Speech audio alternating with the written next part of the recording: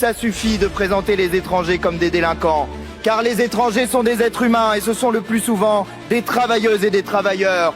Femmes de ménage, agents de sécurité, éboueurs, ouvriers, cuisiniers, plongeurs, livreurs.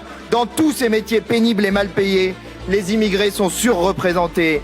Et que dire des médecins et infirmières qui soignent nos malades et prennent soin de nos anciens. Ces travailleurs, monsieur Retailleau, vous leur pourrissez la vie. Vous le faites en empêchant l'accès au titre de séjour. On les attend des mois, des années, et quand ils arrivent, ils sont déjà périmés. Vous le faites par vos mots, en disant que l'immigration n'est pas une chance pour la France. Quelle honte de dire cela quand 20 millions de nos compatriotes ont un aïeul étranger. J'en suis. Vous aimez l'histoire de France, monsieur Retailleau, la voici. C'est celle du Vénézuélien Miranda qui combat à la bataille de Valmy. Celle des étrangers naturalisés en 1848 pour avoir fait la Révolution et établi la République. Celle des 600 000 soldats coloniaux enrôlés de force et des 500 000 travailleurs qui font tourner nos usines en 14-18.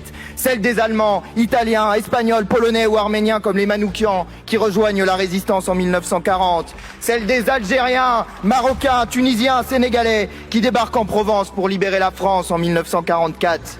Beaucoup sont les enfants de cette grande histoire des combattants de la liberté et des bâtisseurs d'après-guerre venus du monde entier. Alors, monsieur Retailleau, en disant que l'immigration n'est pas une chance pour la France, c'est vous qui salissez son histoire.